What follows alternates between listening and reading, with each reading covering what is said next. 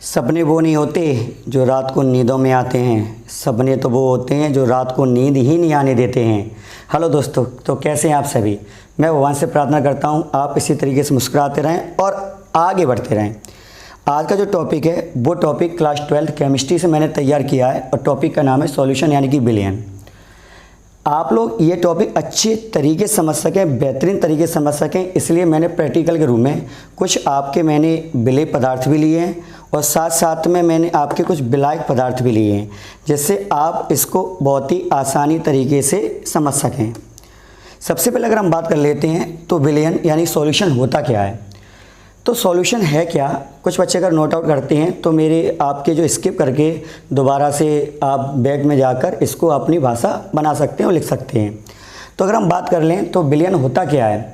दो या दो से अधिक पदार्थ जब समांगी मिश्रण में मिल जाते हैं तो बनने वाला जो नया पदार्थ होता है वो आपका विलयन कहलाता है। क्लियर नहीं बात, सिंपल सी बात है। दो या दो से अधिक जब भी कोई भी आपके विलेय पदार्थ या विलायक कोई भी दो पदार्थ आपस में मिलते हैं और कुछ नया बनाते हैं, कुछ नया पदार्थ बनाते हैं, तो नया बनने वाला पदार्थ आपका विलयन कहलाता है। क्लियर नहीं बात। अब बात करते हैं विलयन के कितने घटक होते हैं। तो हम ये बात कह सकते हैं विलयन के मुख्य रूप से दो घटक होते हैं। पहला होता है विलेय, जिसे हम सॉल्यूट बोलते हैं, इसे हम बी से रिप्रेजेंटेड करते हैं, जबकि दूसरा होता है विलायक, जिसे हम सॉल्वेंट बोलते हैं, जिसे ए से रिप्रेजेंटेड करते हैं। आपने देखा होगा कि राउल्ट के नियम में बोलते हैं क्या कि एक्स ए यानी कि जो आपका कि जो पी एस जो होता है समानुपाती वो एक्स एक होता है। तो यहाँ पर ये बोलता है ए, तो एक रिप्रेजेंटेड किसको करता है, विलायक को। अगर हम ये बात करते हैं एक्स बी, तो ये आपको बी किसको रिप्रेजेंट करेगा, विलेय को। यानी एक्स तो मूल प्रवास को रिप्रेजेंट करता है, लेकिन बी करता है विलेय को, जबकि ए किसको करता है, विलायक को। क्लियर है। जब भी कभी भी विलयन के टॉपिक में ए का यूज़ किया जाएगा तो विलायक के लिए किया जाता है, जबकि आपका जो बी का यूज़ किया जाता है वो विलेय के लिए किया जाता है। क्लियर। आगे बढ़ते हैं। अब दिमाग में ये बात आती है कि आखिरकार ये विलेय होते क्या हैं, तो उसको थोड़ा समझने की कोशिश करते हैं कि विलेय जो पदार्थ होते हैं वो पदार्थ दो तरीके से डिवाइडेड होते हैं। पहला तो ये यदि इनकी भौतिक अवस्थाएं समान हैं। भौतिक अवस्था का मतलब ये होता है कि यदि दोनों ही द्रव हैं या दोनों ही ठोस हैं।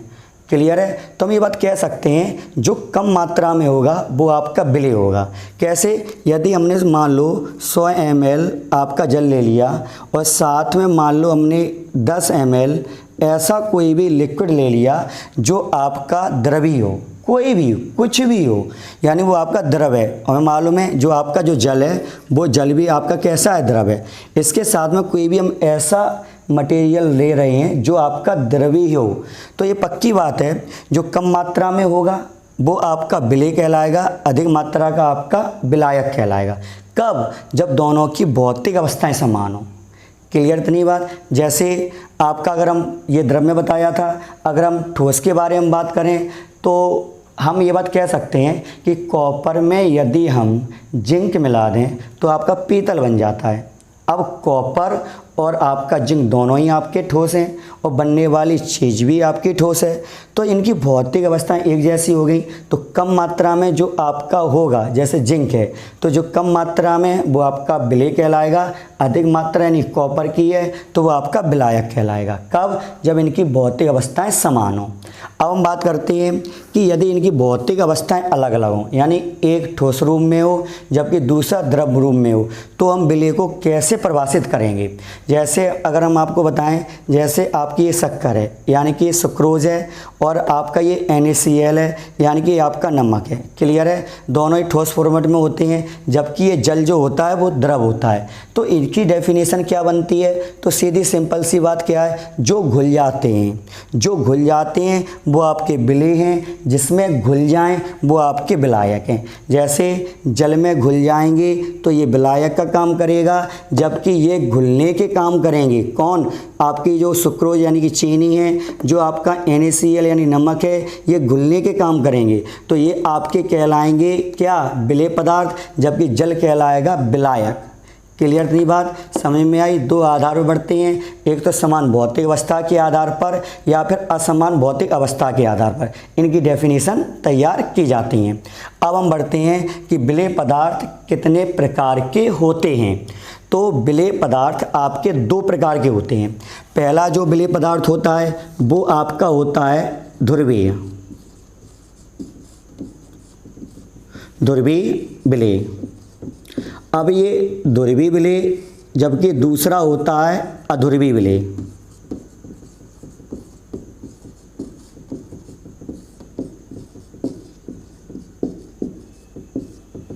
विलेय पदार्थ दो प्रकार के होते हैं। पहला होता है ध्रुवीय विलेय, जबकि दूसरा होता है अध्रुवीय विलेय। इसे पोलर बोलते हैं, इसे नॉन पोलर बोलते हैं। अब ये देखते हैं ध्रुवीय विलेय होते क्या हैं। तो ध्रुवीय विलेय जो होते हैं ये आपके आयनों से मिलकर बनते हैं। किससे मिलकर बनते हैं? आयनों से। यानी कि वे सभी विलेय पदार्थ जो आयनों से मिलकर बने। जैसे अगर हम बात कर लें NaCl की, तो अगर हम बात करें NaCl की तो हम ये बात कह सकते हैं कि Na+ होता है Cl-। तो हम ये बात कह सकते हैं आयनों से मिलकर बन रहे हैं। आयनों से मिलकर जो बनने वाले जो आपके विलेय होते हैं वो विलेय आपके ध्रुवीय विलेय में आते हैं। साथ साथ में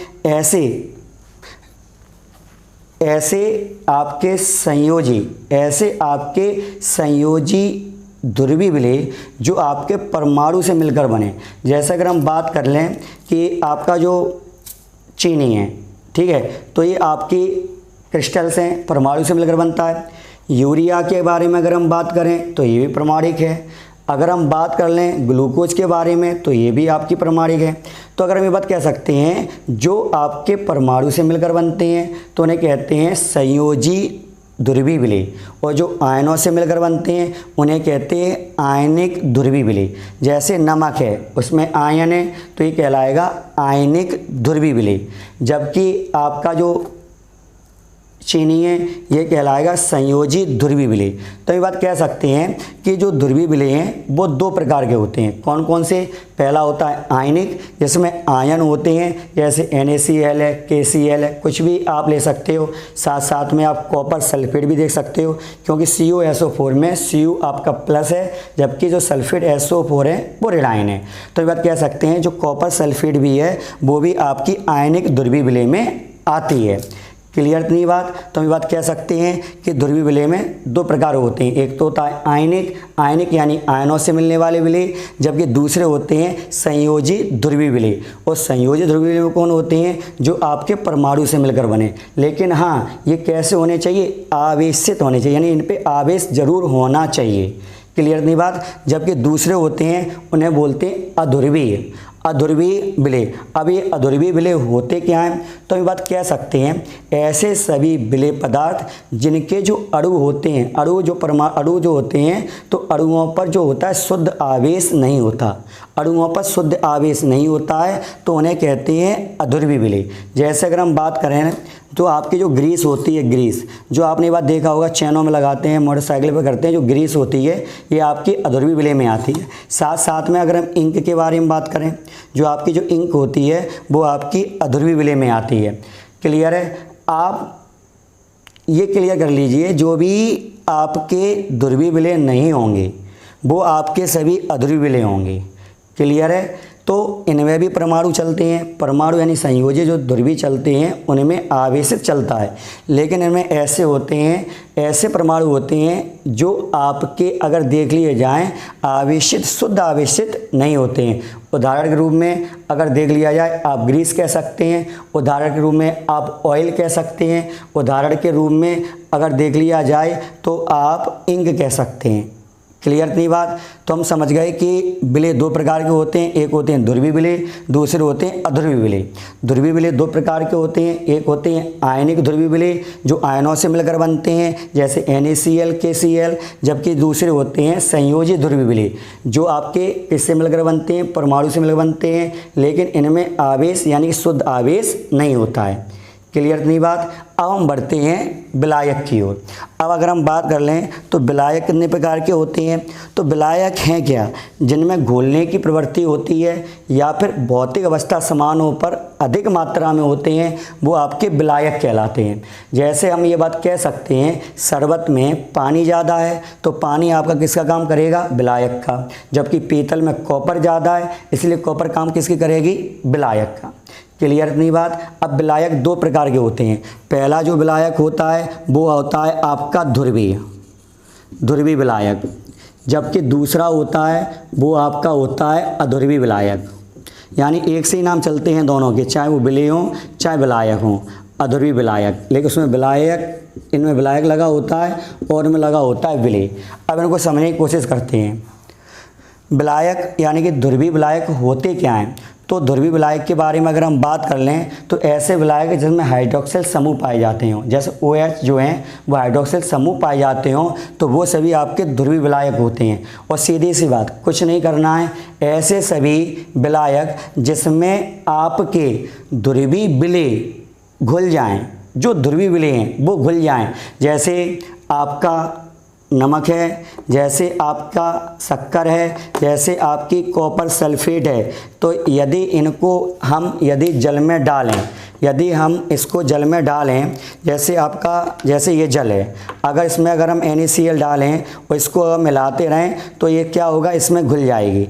अगर हम बात कर लें तो इसमें यदि हम चीनी डालें, यानी सुक्रोज के जो क्रिस्टल्स हैं इसके अगर इसमें डालें और इसको हम क्या काम करें, थोड़ी देर तक चम्मच से हिलाते रहें तो ये भी इसमें घुल जाएगी।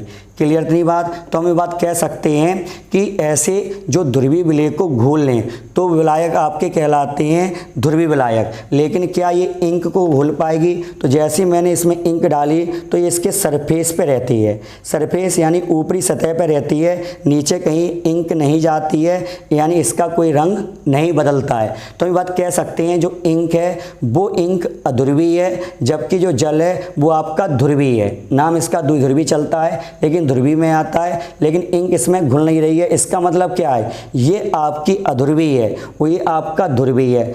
इनकी दोनों की अवस्थाएं एक समान नहीं है, इसलिए इसमें घुल नहीं रही है। क्लियर नहीं बात? अब अगर हम बात कर लें जो ध्रुवीय विलायक जो होते हैं इनके जो परावैद्युतांक जो होते हैं वो उच्च होते हैं, यानी इनके परावैद्युतांक के मान कैसे होते हैं, उच्च होते हैं। दिमाग में ये बात रखना है, ध्रुवीय विलेय है तो ध्रुवीय विलायक में घुलेगा, अध्रुवीय विलेय है तो अध्रुवीय विलायक में घुलेगा। कैसे? आपके सामने प्रैक्टिकल करके दिखाते हैं। जैसे ये आपकी तारपीन है, मैंने इसमें से निकाल ली है, ये तारपीन है, सूत्र होता है C10H16।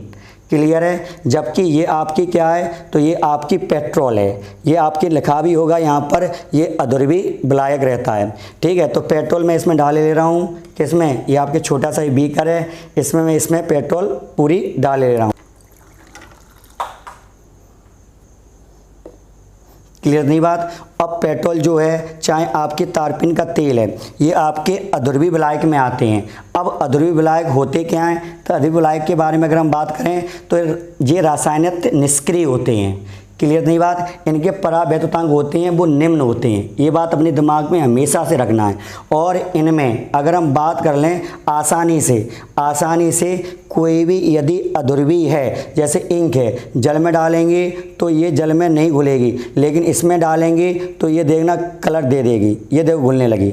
तो अभी आपका कैसा था, कलर दे गई तो आपका कैसा हो गया, काला हो गया।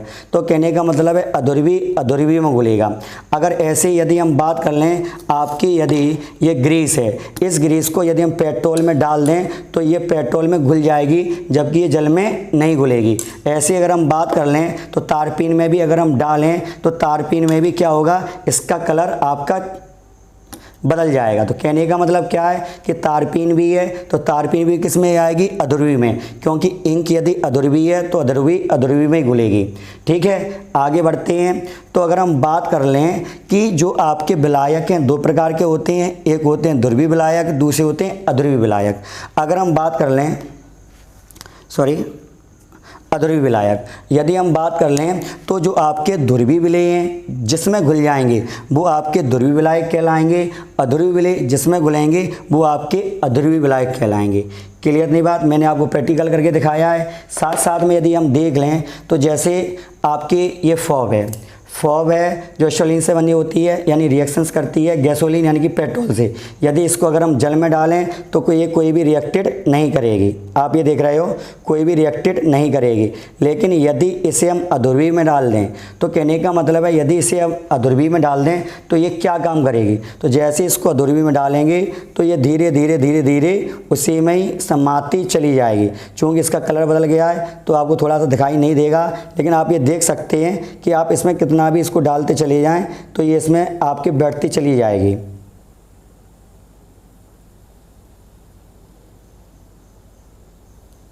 क्योंकि जो पेट्रोल होती है वो गैसोलीन प्रकृति की होती है, जो इसको अपने अंदर लंबी श्रृंखला के अनुसार इसको क्या कर लेती है, समाहित कर लेती है।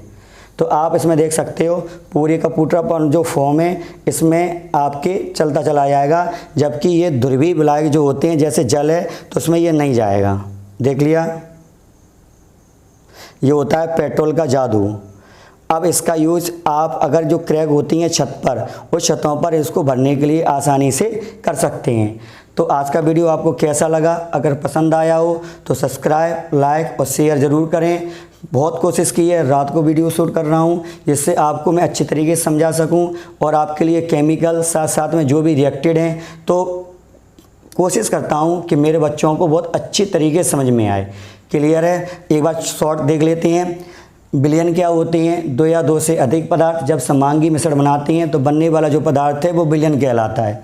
ये दो प्रकार के इसके घटक होते हैं। पहला जो घटक होता है विलेय होता है, जबकि दूसरा विलायक होता है। टी शर्ट से कुछ इसमें क्या है, आपके लेटर्स कट गए हैं तो समझने की कोशिश करना है, ठीक है। तो विलेय जो होते हैं, तो विलेय क्या होते हैं? जो घुलने की प्रवृत्ति रखते हैं। जैसे शरबत में चीनी है, वो घुल जाएगी तो चीनी आपकी क्या कहलाएगी? विलेय पदार्थ कहलाएगी। जबकि ये घुलेगी किस में? तो जल में घुलेगी। तो जिसमें घुलेगी तो वो आपकी विलायक कहलाएगी, यानी जल आपका विलायक कहलाएगा। लेकिन जब इनकी भौतिक अवस्थाएं समान हो जाती हैं तो भौतिक अवस्था समान होने पर जो कम मात्रा में होता है वो आपकी विलेय है, और अधिक मात्रा में जो होता है वो आपका विलायक है। जैसे अगर हम बात कर लें कि यदि नींबू की कुछ बूंदों को यदि हम जल में घोलें तो जल अधिक मात्रा में, दोनों द्रव हैं तो जल अधिक मात्रा में तो विलायक का काम करेगा, और नींबू की जो बूंदें हैं वो आपके विलेय का काम करेंगी। क्लियर है? यानी कम मात्रा वाला आपका विलेय होता है, अधिक मात्रा वाला आपका विलायक होता है। जो विलेय होते हैं वो दो प्रकार के होते हैं, एक होते हैं ध्रुवीय, दूसरे होते हैं अध्रुवीय। ध्रुवीय आपके दो प्रकार के चलते हैं, एक होते हैं आयनिक ध्रुवीय, ये आयनों से मिलकर बनते हैं। जैसे आपका जो NaCl है ये आयनों से मिलकर बनता है, जबकि दूसरा जो होता है संयोजी ध्रुवीय, जैसे आपकी शक्कर है ये परमाणु से मिलकर बनता है। लेकिन इस पर क्या रहते हैं? आवेशित होते हैं, यानी जो आवेश रखते हैं। जबकि जो दूसरे होते हैं वो आपके अध्रुवीय होते हैं, इन पर क्या होता है? शुद्ध आवेश नहीं होता है। जैसे मैंने आपको दिखाया था, जैसे ग्रीस है आपकी, जैसे देख लिया जाए आपका इंक है, कोई भी आप ऑयल ले लें तो वो भी इसी में ही आएगा। हम बात करते हैं विलायक की। विलायक क्या होते हैं? जो अधिक मात्रा में होते हैं विलायक होते हैं, जो घुलने की प्रवृत्ति रखते हैं वो विलायक होते हैं। अगर हम बात करें तो विलायक दो प्रकार के होते हैं। पहला जो विलायक होता है वो आपका होता है ध्रुवीय विलायक, जबकि दूसरा होता है अध्रुवीय विलायक। ध्रुवीय विलायक वो विलायक होते हैं जो आपके ध्रुवीय विलेय को घोल लेते हैं, ठीक है। या फिर हम ये बात कह सकते हैं जो हाइड्रोक्सिल समूह के जो आपके जो विलायक हैं वो सभी आपके काय में जाएंगे ध्रुवीय विलायक। जैसे जल है, सबसे सस्ता और सबसे बेस्ट जो विलायक है वो द्विध्रुव गुण रखने वाला जो जल है, जो किस में आता है? आपका ध्रुवीय विलायक में आता है। क्लियर नहीं बात? जबकि जो दूसरे आते हैं वो आपके अध्रुवीय विलायक होते हैं। ये क्या होते हैं? अगर देख लिया जाए तो इनके जो रासायनिक अगर देखते हैं तो ये बहुत ही निष्क्रिय रहते हैं। इनके परावैद्युतांक मान अगर हम देख लें तो इनके परावैद्युतांक मान निम्न होते हैं, जबकि आपके ध्रुवीय के परावैद्युतांक जो मान होते हैं वो आपके कैसे होते हैं? उच्च होते हैं। पेट्रोल, कार्बन टेट्राक्लोराइड, साथ साथ में तारपीन के जो तेल हैं ये सभी आपके किस में आते हैं? अध्रुवीय विलायक में आते हैं। क्लियर है? नेक्स्ट वीडियो में आपको मैं विलयन के घटक के बारे में बताऊंगा कि विलयन कितने प्रकार के होते हैं, किस किस आधार पर वो बांटे गए हैं। कोशिश करूंगा मैं आपको अच्छे से अच्छा समझा सकूं। ठीक है? जय हिंद, जय भारत।